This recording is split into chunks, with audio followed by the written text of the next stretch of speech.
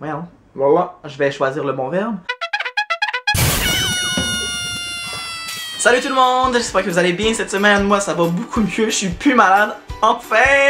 J'ai recommencé à faire la suppléance, les journées de suppléance que j'ai, ça va bien. J'ai enfin décoré mon sapin de Noël. Ça va bien, c'est le temps des fêtes, là, c'est le temps le fun de l'année où on commence à se préparer pour Noël, puis voir la famille. Aujourd'hui, la vidéo que je voulais vous faire va traiter de l'aménagement flexible. J'ai demandé dans ma page Instagram qu'est-ce que vous voulez savoir cette semaine, soit l'aménagement flexible ou les différences langagières que j'ai vécues à Bali quand j'enseignais. Fait qu'aujourd'hui, je vais essayer de démystifier un peu qu'est-ce que l'aménagement flexible, puis je vais vous parler d'expériences que moi j'ai vécues. Je ne suis pas, et je veux préciser, je ne suis pas un professionnel de l'aménagement flexible. Je ne suis pas quelqu'un de très connaissant là-dedans.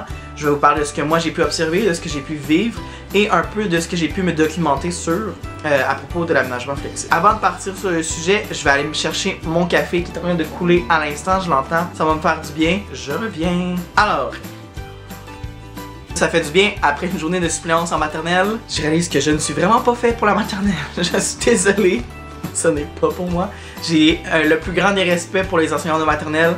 C'est extraordinaire le travail que vous faites. Je sais pas comment vous faites. J'aimerais tellement ça être capable, mais mon Dieu que c'est pas fait pour moi. Bref, je sors de cette parenthèse sur mes expériences professionnelles et tombons dans l'aménagement flexible. Pour commencer, l'aménagement flexible, c'est quoi? On entend beaucoup parler de ça récemment au Québec et aussi dans le monde. C'est comme une tendance qu'il y a présentement en éducation, pas seulement au Québec, mais aussi partout. Il y a beaucoup d'enseignantes américaines et un peu partout dans le monde que je suis qui sont très aménagement flexible. Donc qu'est-ce que c'est l'aménagement flexible? Mais ça le dit.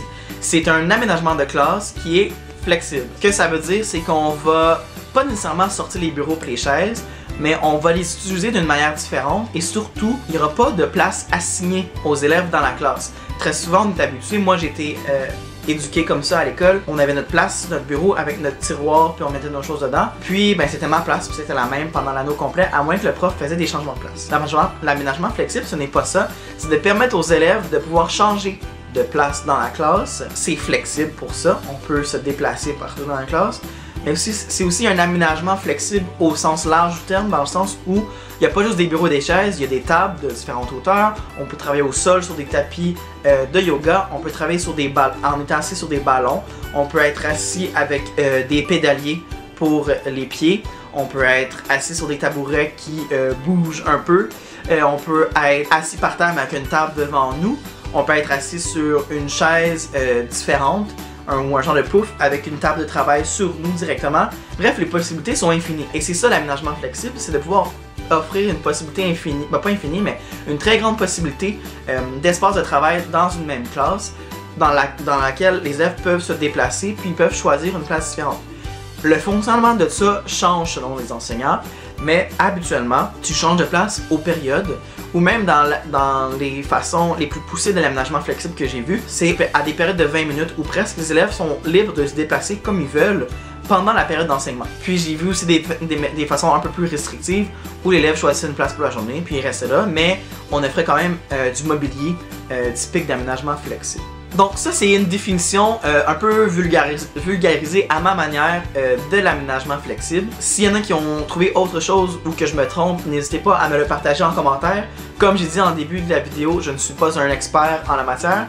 Je fais juste qu'exprimer ce que moi j'en comprends et ce que j'ai observé. L'aménagement flexible, il y a beaucoup d'études, mais il commence à avoir de plus en plus d'études appuyées par des ergothérapeutes et autres gens du domaine de la santé pour ses bienfaits par rapport au niveau de concentration des élèves, au fait qu'ils sont capables de faire des choix, qu'ils peuvent s'approprier l'espace. Bref, il y a comme plusieurs avantages, mais c'est surtout par rapport à la concentration qu'on voit un gros effet de l'aménagement flexible. Ça aide aussi les enfants qui ont beaucoup d'énergie, mais ils peuvent choisir la place qui va leur permettre de bouger beaucoup plus. C'est sûr qu'en tant qu'enseignant, nous, on doit être plus tolérants au niveau du bruit, puis au niveau des comportements des élèves. Le bruit, ben un ballon, si l'élève saute dessus, ça va faire du bruit, c'est inévitable, mais il faut être tolérant au niveau du bruit. C'est sûr qu'il y a une limite à la tolérance, mais ce ne sera pas aussi silencieux qu'une classe régulière avec des chaises que des pattes avec des balles de tennis en dessous pour pas que ça fasse du bruit. Il y a aussi d'autres avantages, je les connais pas beaucoup parce que je l'ai pas beaucoup vécu, puis je me suis documenté, oui, mais c'est surtout les points que j'ai énumérés précédemment que j'ai observé dans ce que j'ai lu. Si jamais il y a d'autres gens qui ont vu d'autres avantages, partagez. Moi, c'est tellement le fun de vous lire les commentaires. Partagez en commentaire, ça me fait plaisir de vous lire. Il est évident que en tant qu'enseignant aussi, on peut pas juste s'attendre à ce que les élèves sachent. Voilà, je vais choisir le bon verbe. On ne peut pas s'attendre que les élèves sachent comment se comporter en classe d'aménagement flexible parce que c'est différent. C'est pas quelque chose qu'on a connu. Même les enseignants, nous, c'est pas quelque chose qu'on a connu. On doit s'adapter, puis on doit apprendre comment bien fonctionner dans une classe de ce genre-là. À l'université, nous autres, on parle beaucoup d'enseignement explicite. On parle beaucoup de ça pour l'apprentissage de la lecture. C'est le genre de choses que j'aime utiliser beaucoup dans mes enseignements. Mais c'est aussi quelque chose que je vais utiliser pour montrer aux élèves comment fonctionner dans une classe d'aménagement flexible. Je vais prendre le temps à mes élèves de leur apprendre à vivre en aménagement flexible, apprendre à se déplacer en aménagement flexible, apprendre à faire des bons choix. C'est beaucoup de choses à apprendre, mais moi je trouve que c'est essentiel aux élèves à apprendre ces grandes lignes directrices-là du fonctionnement en classe parce que sinon ça ne fonctionnera pas. On peut pas juste s'attendre à ce qu'on dise aux élèves, tu peux choisir ta place, choisis-la, fais le bon choix, puis que ça fonctionne. On va se le dire, naturellement les élèves vont faire le mauvais choix. Il y en a qui vont faire le bon choix, mais il y en a beaucoup qui feront pas le bon choix. Puis c'est pas parce qu'ils veulent faire le mauvais choix, c'est parce qu'ils savent pas mieux que ça. Donc c'est quelque chose de très important que les enseignants prennent le temps de montrer à nos élèves. En septembre à la rentrée, c'est le moment de le faire. Quand on montre aux élèves les règles de classe, comment ça fonctionne, et si comment moi je fonctionne, c'est quoi mes limites, ben, je vais leur montrer aussi comment fonctionne la classe en aménagement flexible, puis je vais leur faire des exemples. Je vais être devant la classe et faire voici un déplacement que je m'attends, voici le genre de choix que je veux que tu fasses, voici le genre de bon choix que tu peux faire selon tes besoins. Fait que c'est ça, c'est quelque chose que moi je trouve d'être très important. L'enseignement explicite, leur montrer comment ça fonctionne.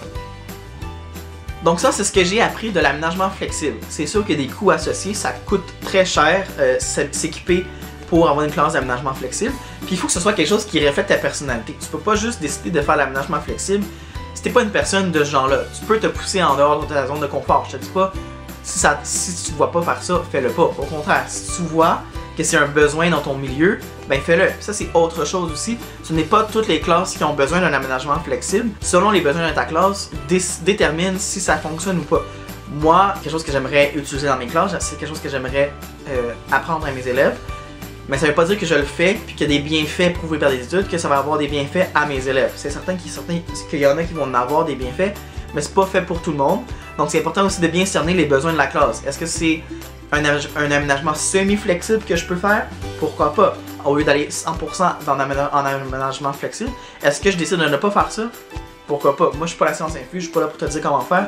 Je vais juste te partager des informations que moi j'ai, puis les impressions que j'ai eues de ce genre de fonctionnement-là de classe. Donc c'est ça pour comme mon explication de l'aménagement flexible, de ce que moi j'en comprends, de ce que j'ai lu. Si je me trompe là, encore une fois, dites-le en commentaire. Sinon, ben moi j'ai vécu ça quelques fois en milieu de suppléance, l'aménagement flexible. Je l'ai vu dans une classe de 6e année, je l'ai vu dans une classe de 2e année. Puis je l'ai vu aussi dans d'autres milieux là, qui m'échappent. J'ai vu toutes sortes d'aménagements flexibles. J'en ai vu que c'était aménagement flexible à 100% poussé au fond. Et il y en a d'autres que c'était aménagement flexible comme semi-flexible. J'ai vu ses avantages. Je l'ai vu dans une classe double. Donc dans une classe double, on a deux groupes, deux enseignants, mais on a deux groupes en aménagement flexible. C'est sûr qu'il faut avoir l'espace pour. Mais c'est quelque chose qui fonctionnait très bien avec les élèves.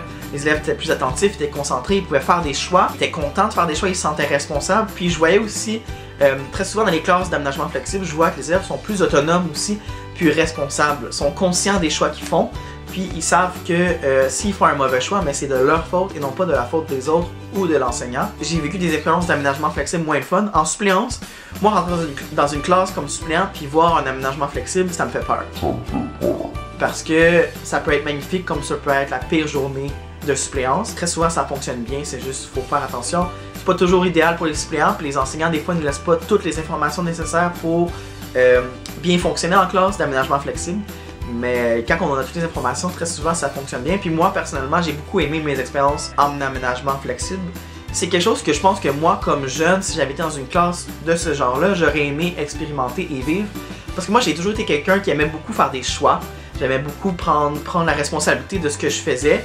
puis une classe d'aménagement flexible, c'est quelque chose qui m'aurait permis de faire ça. En vieillissant, plus que je vieillis, plus que je réalise que j'ai la difficulté à me concentrer, je pense que les bienfaits de l'aménagement flexible m'auraient encore plus aidé à l'école.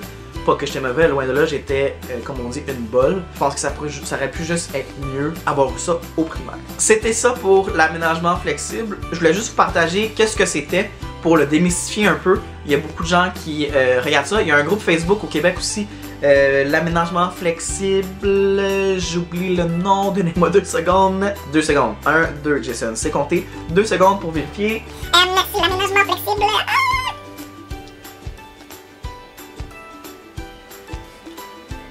Le groupe s'appelle Aménagement flexible, organisation, gestion et enseignement.